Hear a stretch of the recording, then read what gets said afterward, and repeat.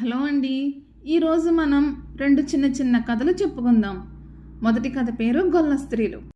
అనగనగా ఒక ఊళ్ళో కొందరు గొల్ల స్త్రీలు పాలు అమ్ముకుని తమ గ్రామానికి తిరిగి వెళ్తుండగా ఒక అరుగు మీద ఒక శాస్త్రులు గారు పురాణం చదువుతూ ఉండడం వారికి వినిపించింది. శాస్త్రి గారు పురాణం ఇలా చెబుతున్నారు. ఓం అనే ఒక అక్షరం చాలు, దాని సహాయంతో మహాసముద్రాలను అవలీలగా దాటవచ్చు అని ఆయన చెబుతున్నాడు. ఈ ఒక్క ముక్క గొల్ల స్త్రీల మనసుల్లో బాగా నాటుకుపోయింది. వారు అమాయకంగా నిజమేమో అనుకున్నారు. వారు రోజు పాలు అమ్మడానికి తమ గ్రామం నుంచి వేరే గ్రామానికి వెళ్ళడానికి మధ్యలో నదిని దాటాలి. అప్పుడు వారు ఇలా అనుకున్నారు, ఓం అనే మాటతో మహాసముద్రాలే దాటవచ్చు అనే విషయం మనకి ఇన్ని రోజులు తెలియలేదు.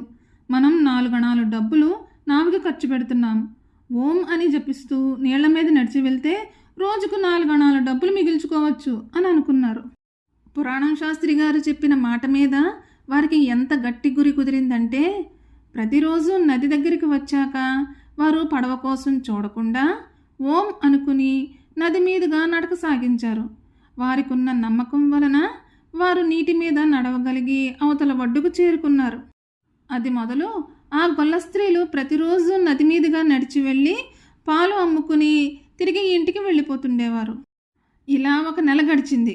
ఒకరోజు గొల్ల స్త్రీలు తమలో తాము ఇలా అనుకున్నారు, ఆ శాస్త్రికారి పుణ్యమా అంటూ మనకు రోజుకు పావలా చొప్పున ఆదా చేసుకుంటూ వస్తున్నాం. ఆయన మనకు నది దాటే రహస్యం చెప్పకపోతే ఏమై ఉందును? అందుచేత ఆయనకు మనం కృతజ్ఞత చూపాలి. మనం ఒకరోజు ఆయన్ను మన ఇంటికి పిలిచి భోజనం పెడదాం అని అనుకున్నారు. గొల్ల స్త్రీలు భోజనానికి ఆహ్వానించేసరికి శాస్త్రి గారు సరేనన్నారు. ఆయనకు విందు చేసే రోజు కూడా నిర్ధారణ అయింది. శాస్త్రి గారిని తమతో పాటు తీసుకెళ్లడానికి వారిలో ఒక స్త్రీ వచ్చింది. ఇద్దరూ నది దాకా వచ్చారు. శాస్త్రి గారు నిలబడి ఉన్నారు. ఆగారేం శాస్త్రి గారు, పోదాం రండి అని అంది ఆ అమ్మాయి. పడవ రాని అని అన్నారు శాస్త్రి గారు. పడవ దేనికండి, నీళ్ల మీద నడిచిపోయేదానికి అని అంటూ ఆ అమ్మాయి నది మీదుగా నడిచి వెళ్ళింది. కానీ శాస్త్రి గారు ఆమె వెంట వెళ్ళలేదు. ఆ అమ్మాయి తిరిగి వచ్చి, అయ్యా మీ పుణ్యమే కదా మేము రోజు కానీ ఇచ్చుకోకుండా నది దాటుతున్నాం అని చెప్పి ఆ తర్వాత తాము ఆనాడు శాస్త్రి గారు చెప్పగా విన్న మాటలు, వాటి వల్ల తాము పొందిన మేలు చెప్పింది. అలాగా, అయితే నేను కూడా ఓంకారంతో నది దాటడం అభ్యసిస్తాను అని అన్నారు శాస్త్రి గారు. తర్వాత ఆయన నదీ తీరాన ఉన్న వారి సహాయంతో నడుముకి ఒక తాడు కట్టుకుని తాడు చివర వాళ్ళకిచ్చి, నేను మునిగే పక్షంలో నన్ను బయటికి లాగండి అని చెప్పి నదిలో కాలు పెట్టారు. కానీ ఆయన నీటి మీద తేలనే లేదు. ఒడ్డున ఉన్న వాళ్ళు ఆయన్ని నీటిలోంచి బయటికి లాగారు. ఓంకారం తనను నది దాటించగలదన్న నమ్మకం ఆ శాస్త్రి గారికి ఉన్నట్టయితే నడుముకు తాడు కట్టి ఒడ్డున ఉన్న వాళ్ళని సహాయం అడిగి ఉండడు. అందుకే ఆయన నీటి మీద నడవలేకపోయాడు.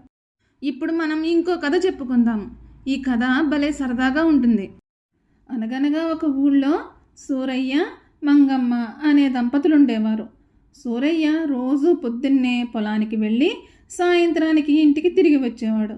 మంగమ్మ ఇంటి దగ్గరే ఉండి ఇంటిని, తన పెంపుడు కోళ్లను చూసుకునేది. ఆమెకు కోళ్లు పెంచడం అంటే చాలా ఇష్టం. అందువల్ల ఊరి వారంతా తమ కోడి పిల్లల్ని పెంచడానికి మంగమ్మ దగ్గరికి తెచ్చేవారు. అవి పెద్దవైన తర్వాత ఒక రెండింటిని ఆమెకిచ్చి మిగతావి పట్టుకెళ్ళేవారు. అలా మంగమ్మ దగ్గర 25-30 కోళ్లు పోగయ్యాయి. సూరయ్యకు కోడి మాంసం అంటే భలే ఇష్టం.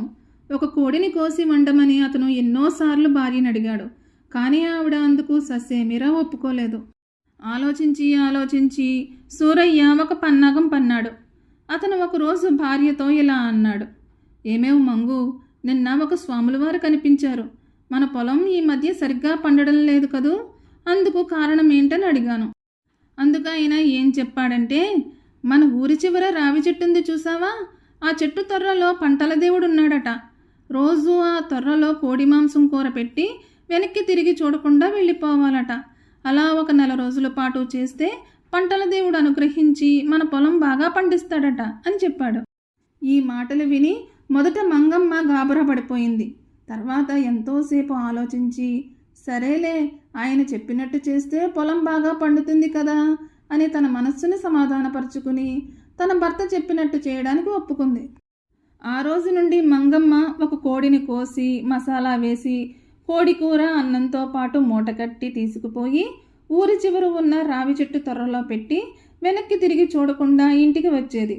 మంగమ్మ వెళ్ళిపోగానే సూరయ్య చెట్టు మీద నుండి దిగి త్వరలో నుంచి మూట తీసి సంతోషంగా కోడి మాంసం భోజనం ఆరగించేవాడు.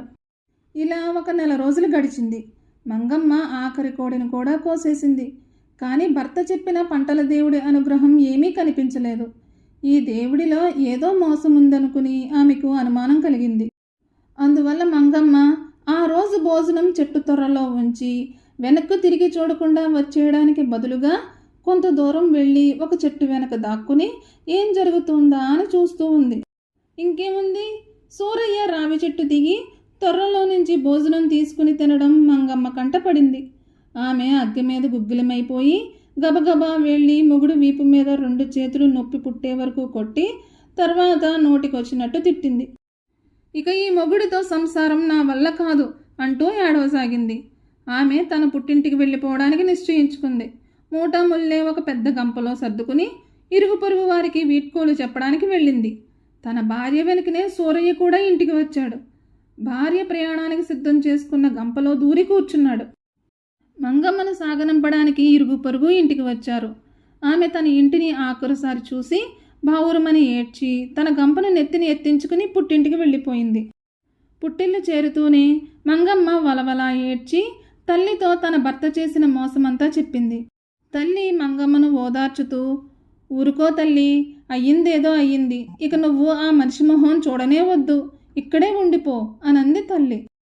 తర్వాత ఆమె తన కూతురు గంపలో ఏం తెచ్చుకుంది చూద్దామని దాని మూత పైకి ఎత్తేసరికి సూరయ్య గబాలున అందులో నుండి బయటికి దూకి, నేనే అత్త, నీ అల్లుణ్ణి అని అన్నాడు నవ్వుతూ.